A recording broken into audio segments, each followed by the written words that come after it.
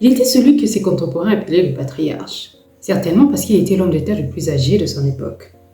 Un autre détail, il était aussi un adepte de l'idéologie Senghor et un grand fan de Félix Houphouët-Boigny, premier président de la Côte d'Ivoire. Aussi, un dernier détail, un conservateur pro-belge qui croyait en l'indépendance progressive du Congo.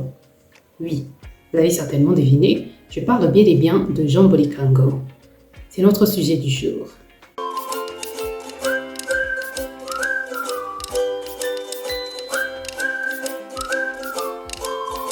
Salut la compagnie, j'espère que vous allez bien. Je suis très heureuse de vous revoir aujourd'hui pour cette nouvelle vidéo.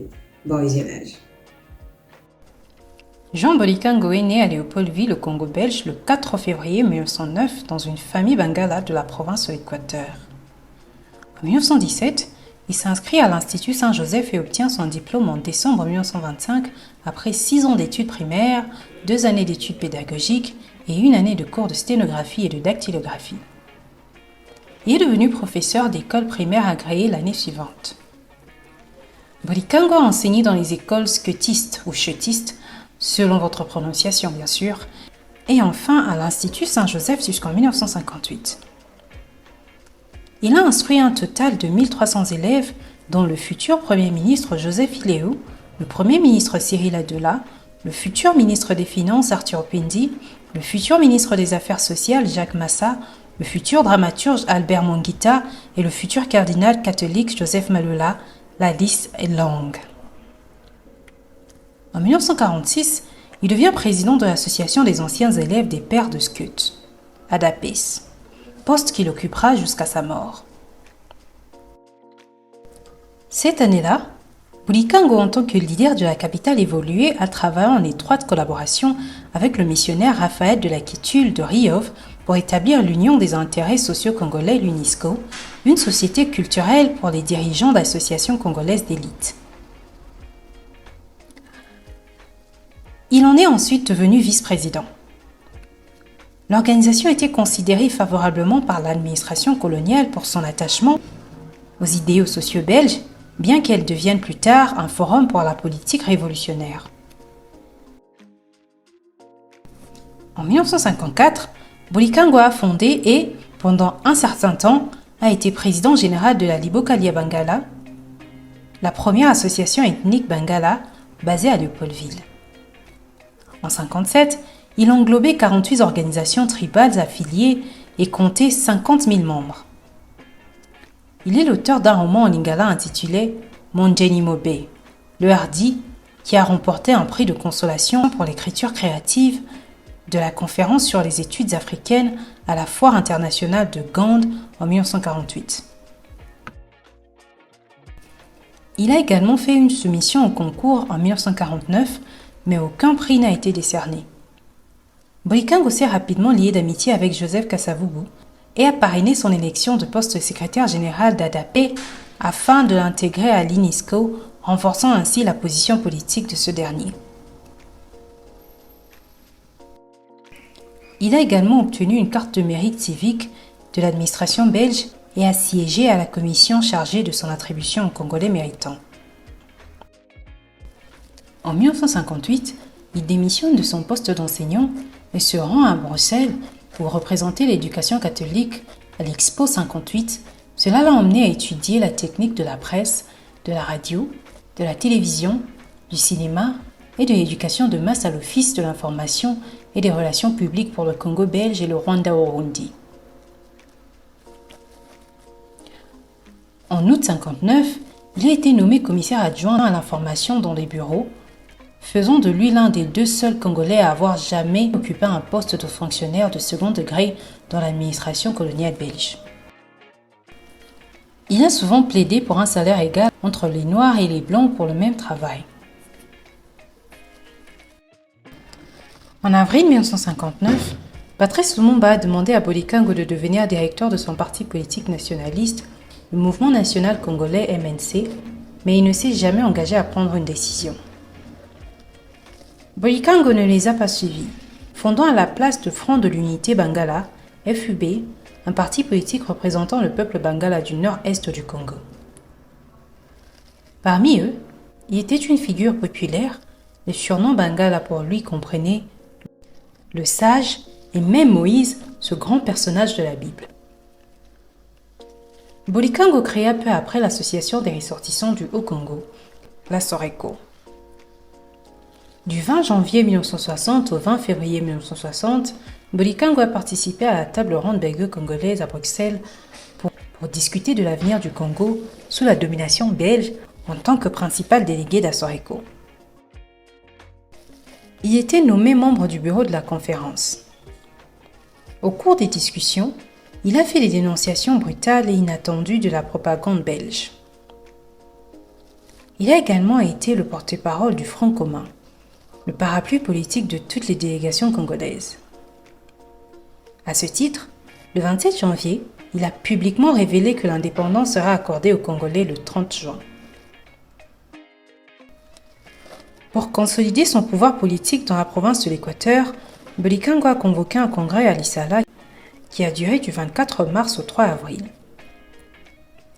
Comme son propre parti, les autres formations politiques de l'Équateur n'avaient pas le soutien nécessaire pour réaliser les gains significatifs lors des prochaines élections indépendantes. Bolikango était impatient de remporter un poste gouvernemental de premier plan. Cela pourrait être mieux accompli, à son avis, par une alliance de ses propres groupes, le FUB et la SORECO, avec Unimo, etc., et des chefs locaux qui n'avaient pas encore apporté leur soutien au PNP. Dans son discours d'ouverture au Congrès, Bolikango a déclaré que si les partis fondés sur des fondements ethniques faisaient le premier pas vers un Congo unifié, l'intérêt national du pays reposait sur une unité de volonté. Il a énuméré que cela ne signifie pas que chaque groupe ethnique doit abandonner ses propres caractéristiques, mais qu'à travers ces différences, on doit s'efforcer de former un ensemble harmonieux. Pendant ce temps, le MNC a vivement critiqué les liens de Bolikango avec les Belges, sapant sa réputation à la fois en Équateur et dans la capitale. L'Alliance de Bakongo-Abaco le méprisait également en raison de son soutien aux missions catholiques et de la perception qu'il était pro-blanc. Il a passé le mois de mai à parcourir le Congo, affirmant qu'il avait le soutien d'autres chefs de parti dans une alliance contre Lumumba et le MNC. Cette alliance d'opposition fut bientôt annoncée sous le nom de Cartel d'Union nationale. Alors que Lumumba a assemblé son projet de cabinet, la Chambre des députés s'est réunie le 21 juin pour élire son bureau. Bolikango a fait une offre pour être président de la Chambre, mais a perdu le vote au profit du candidat du MNC, Joseph Kassongo.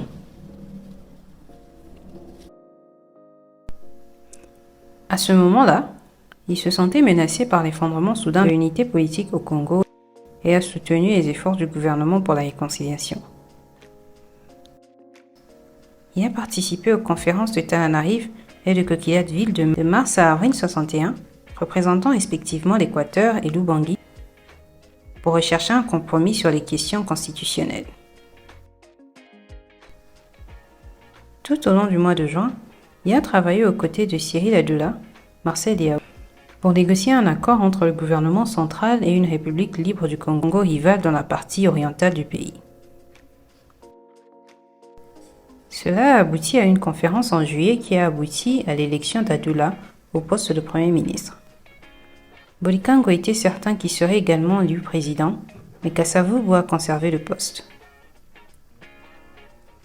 Le 13 février, Bolikango a été nommé vice-premier ministre.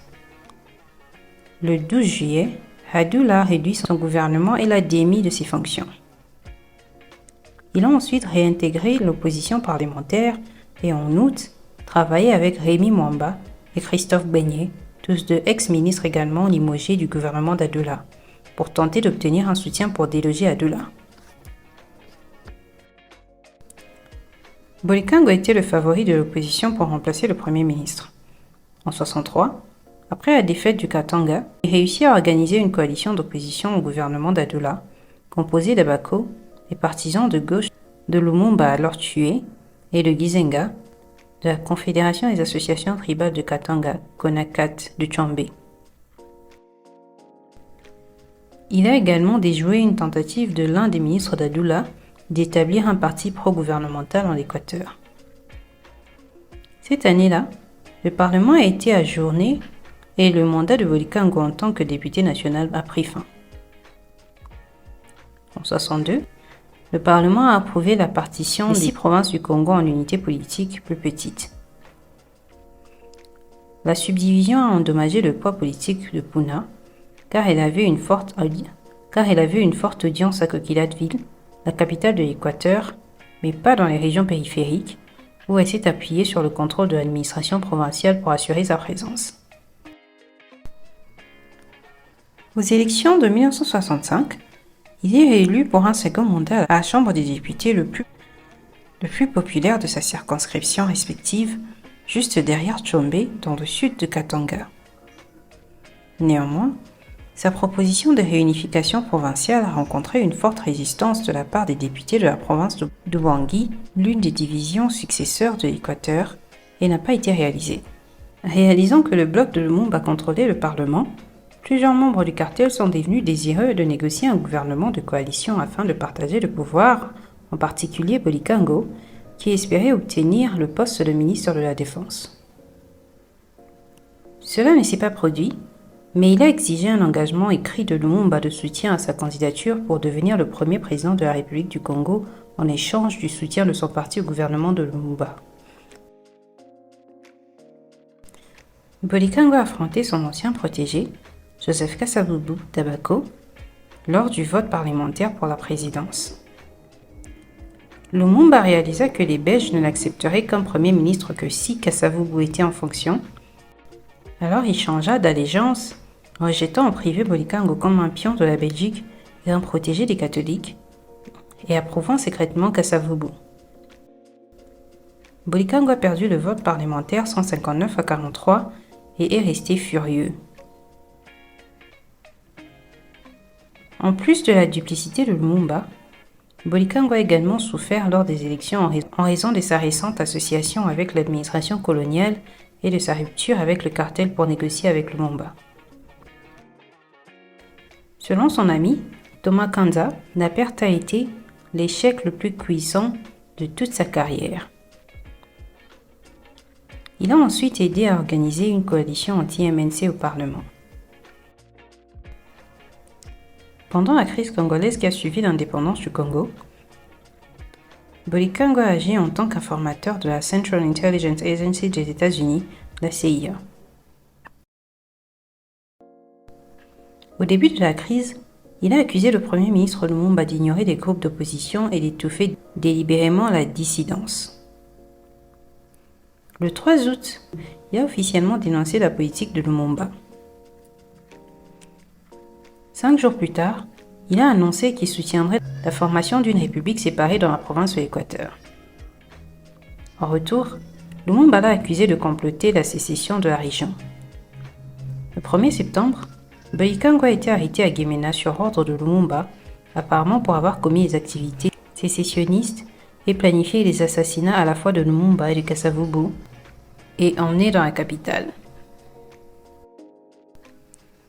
Le 5 septembre, la Chambre des députés, particulièrement bouleversée par l'arrestation de Bolikango, a adopté une résolution exigeant la libération de tous les parlementaires détenus.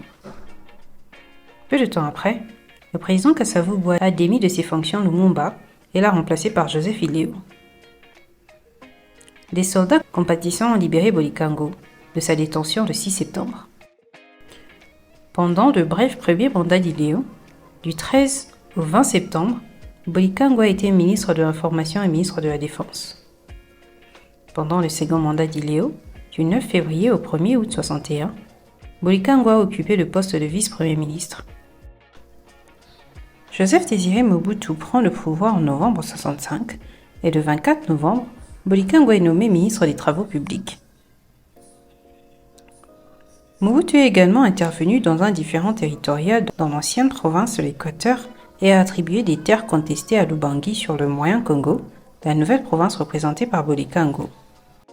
Bouleversé par les résultats, Bolikango a convoqué une réunion de parlementaires des deux provinces en février 1966 pour discuter de la restauration de l'Équateur.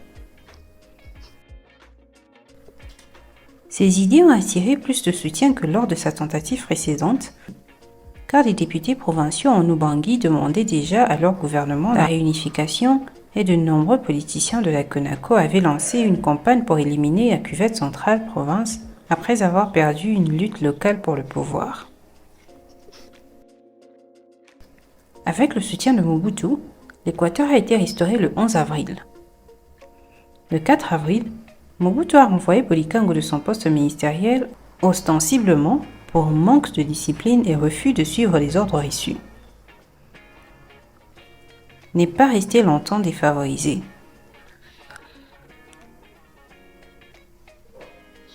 Le 4 juillet 1968, il a été nommé au bureau politique du Mouvement populaire de la Révolution MPR, le parti État, jusqu'au 16 décembre 1970.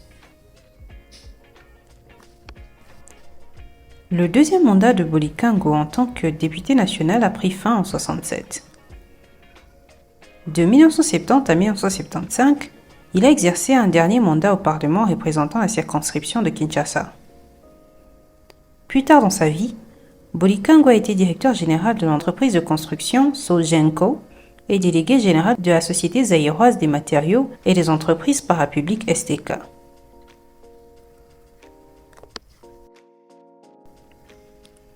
Dans le même temps, il a fait de fréquents voyages à Lissala, où il reste une figure populaire. Bolikango a rejoint le comité central de MPR en septembre 80. Il est décédé des suites d'une maladie le 17 février 82 à Liège, en Belgique.